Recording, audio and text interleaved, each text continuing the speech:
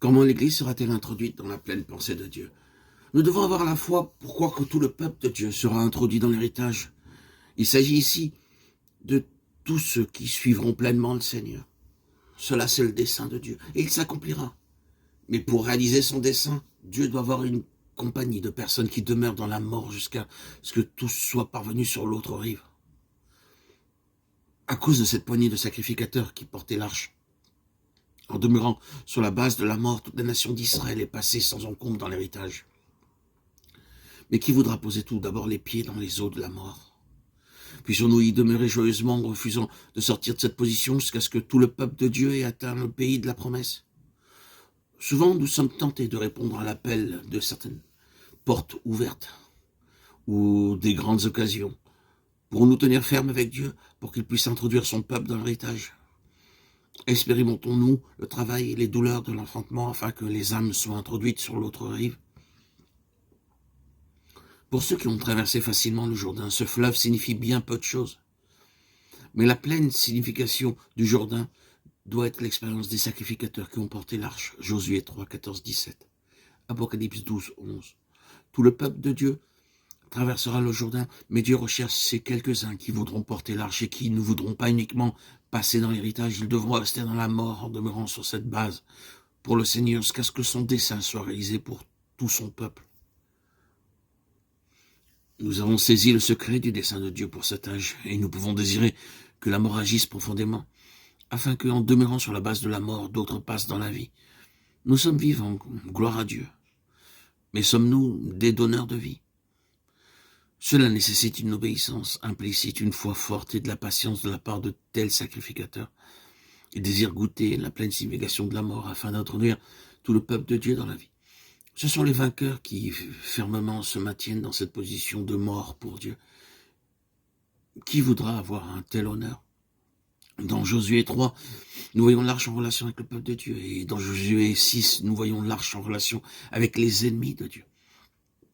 Les enfants d'Israël n'ont pas combattu leur ennemi. Ils ont simplement fait le tour des murailles de Jéricho. Cependant, nous pouvons faire 1000 fois le tour de Jéricho et rien ne se produira. Le principe est celui-ci. L'arche de l'Alliance était au milieu. C'était l'arche qui avait fait le tour de la ville et c'était elle seule qui comptait. Dans le chapitre 6, verset 11, Josué n'a pas considéré ceux qui ont fait le tour de la ville. C'est l'arche qu'il mentionne, c'est-à-dire l'Alliance comme base de leur foi. L'héritage est nôtre, car selon l'Alliance, Dieu nous a déjà accordé le pays. Ce n'est pas sur la base de ce que nous pouvons faire que nous rencontrons l'ennemi, mais sur la base de ce qu'il a fait. L'Alliance de Dieu est la base de notre témoignage. Le témoignage de Dieu, c'est ce qu'il possède en son Fils pour nous. Nous faisons simplement voir cela aux gens et nous le présentons également à l'ennemi. C'est cela le plein témoignage. Nous ne faisons rien contre Jéricho. Nous demeurons simplement sur la base de l'alliance de Dieu en déclarant à Jéricho, tu vas tomber, car Dieu nous a donné Jéricho. Le témoignage consiste à demeurer sur la base de l'alliance en proclamant que cette alliance est vraie. Ils l'ont vaincue par le sang de l'agneau et par la parole de leur témoignage. Apocalypse 12, 11. Nous ne devons pas essayer de faire quoi que ce soit. Nous restons sur la base de ce qui a déjà été accompli, sur ce que Dieu a fait. Nous nous tenons sur le terrain de l'alliance divine en proclamant la victoire et le fait accompli. Si nous luttons dans le domaine personnel, nous perdons cette position de victoire. L'arche tourna 7 fois autour de la ville, le chiffre de la plénitude. Quand nous réaliserons ce que signifie l'alliance, alors nous pousserons le cri de victoire, car par un cri, l'ennemi a été vaincu. Après que les enfants d'Israël furent parvenus dans le pays de la promesse, le tabernacle avec l'arche était à Shilo, et pendant une période assez longue, le centre de toute l'activité spirituelle, c'était Shilo, et non pas à Jérusalem. Josué 18, 1, 8, 10. À l'époque des juges, l'arche se trouvait toujours là, à Shilo. Juge 18, 31. Après cette période, lorsque Samuel fut introduit sur le devant de la scène, l'arche était encore en ce lieu-là. 1 Samuel 1, 24.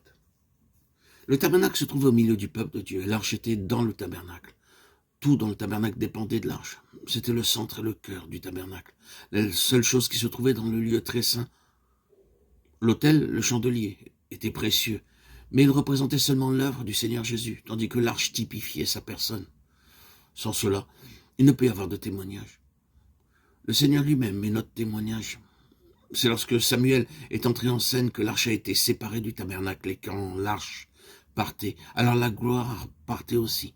Le tabernacle ne devait sa raison d'être en tant que témoignage de Dieu que lorsque l'arche demeurait dans le lieu très saint.